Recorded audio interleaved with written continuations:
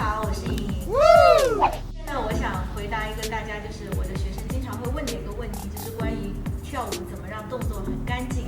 所以呢，今天我请来了我的舞蹈老师 Bernie， 我们已经跳了很多年。How many years I dance with you? 2 years. Two. Yeah.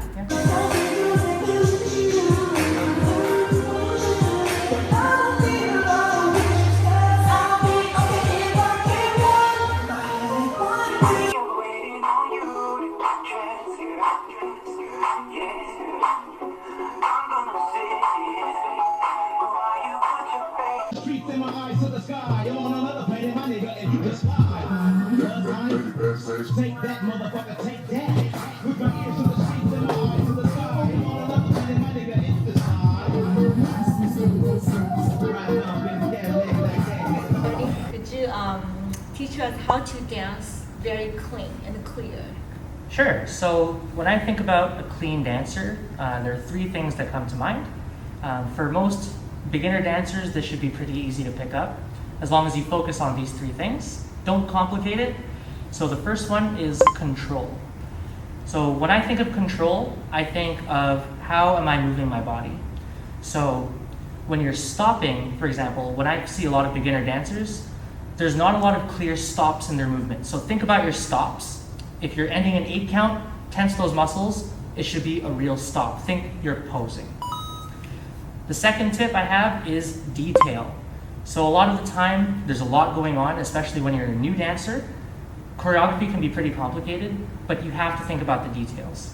Think about your hands mostly. I see a lot of people forgetting their hands, their fingers, what they're doing. Also, your face is really important as well. What are people watching when you're dancing? They're looking at your face, right? So get those details down, you'll be a lot cleaner. And the third, and to me is the most important, is timing. So are you dancing with the music? Especially if you're in a group of people, if you're not dancing on time, you're gonna stick out like a sore thumb. You could get the moves a little bit wrong here and there, but if your timing is off, it's gonna be really obvious. So if you have really good timing, there's actually a little bit more room for error because you won't be sticking out so much if you're on time. Yeah. Okay, I found out every time it's so easy to say you control your muscles and keep it clean, hold, and think about your details. But students still really hard to make it right. Yeah. So how can they practice? What do they need to practice? So when I first started dancing and I went to LA to take classes, I was very, very new, and literally every single teacher that I met gave me the same piece of advice: take jazz class. Literally everyone told me this.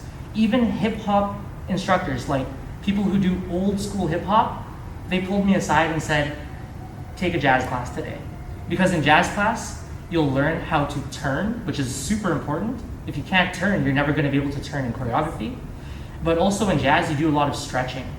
And the benefit of stretching is you get a bigger range of motion, which allows you to do bigger movements cleaner. For me, still to this day, the hardest thing for me to do are big, wide movements because it's really hard to control. But in jazz, you really learn those free-flowing moves, and the stretching really makes your muscles a lot stronger. So, yeah. So, as long as you focus on those three things, control, detail, and timing, really think about it. Don't forget it. When you go to class, say it to yourself at the beginning of class, how am I going to apply these three principles when I'm taking class?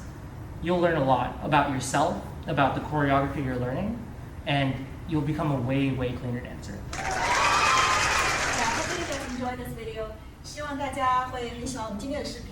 如果以后有更多关于舞蹈的问题呢，我也可以再邀请 Bernie 帮大家回答和解决。好，拜拜。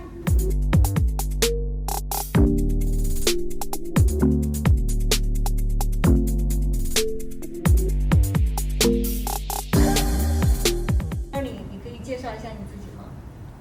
Introduce yourself. Okay. Hey, I'm Bernie. I'm from Vancouver, and I've been dancing for about 14, 15 years.